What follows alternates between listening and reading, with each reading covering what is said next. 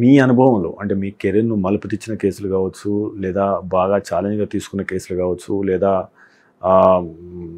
అంటే ఆశ లేని కాడ మళ్ళీ తిరిగి ప్రాణం పోసిన కేసులు గావచ్చు. అంటే కొన్ని 1, 2 కేసెస్ గురించి ఏమైనా మాట్లాడతారా? Where you felt very happy? నేను గ్యారంటీగా చెప్పగలుగుతాను. But for me he would not have been alive అని. నేను ఉండటం వల్ల ఇతను బతికాడు అనేది నేను ఎక్కువ అట్లా బోస్టింగ్ మాటలు చెప్పుకోకూడదు ఇవి.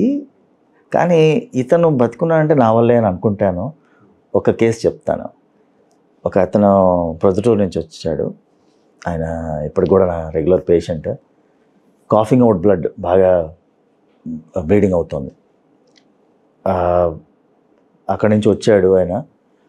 ఒక్కసారి చూశాను అంతకుముందు, కానీ ఆ బ్లీడింగ్తోనే వచ్చేసాడు. బ్లడ్ పడుతుంది సార్, ఇది వచ్చేస్తానంటే, ఎలా వస్తారు, అక్కడే ఏమైనా ట్రీట్మెంట్ తీసుకుని రండి అంటే, లేదు ఆయన కార్లో వేసుకొని వచ్చేసారు. ఇక్కడికి వచ్చిన తర్వాత ఇంకా మ్యాసివ్గా వచ్చేసింది. Blood in the lung, from the lung is dangerous.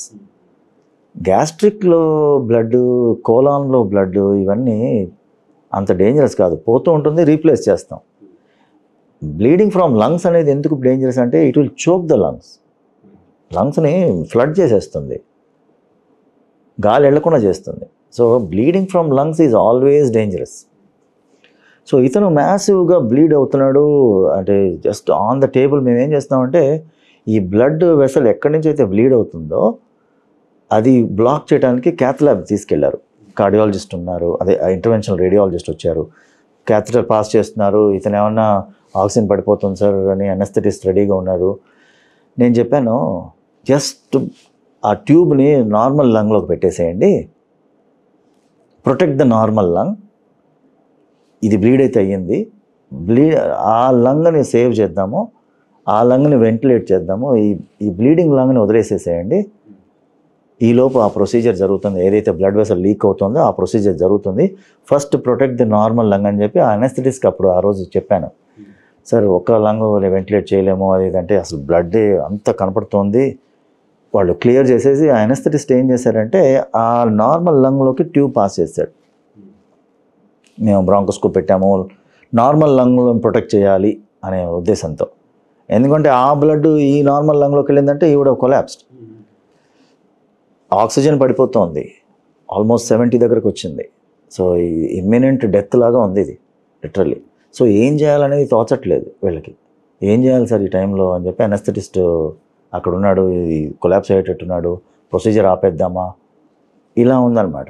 So then we thought okay, sensible thing would be లంగ్ని ప్రిజర్వ్ చేసి ఆక్సిజన్ ఒక దాంట్లో నుంచి పంపించి ఆ బ్లీడింగ్ లంగ్ని వదిలేద్దాం.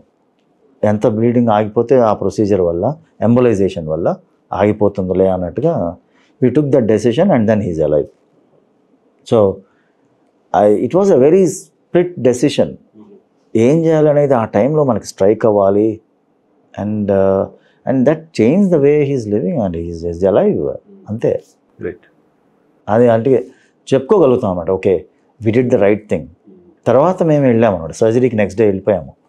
అది కొద్దిగా బ్లీడ్ అవుతుంది లంగ్ అని, కానీ నెక్స్ట్ డే సర్జరీ చేసి ఆ బ్లీడింగ్ పార్ట్ ఆఫ్ ద లంగ్ని తీసేసాం.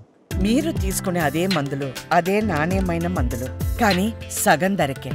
అవును, మెడ్ ప్లస్ బ్రాండ్స్ పై 50 to 80% తగ్గింపు.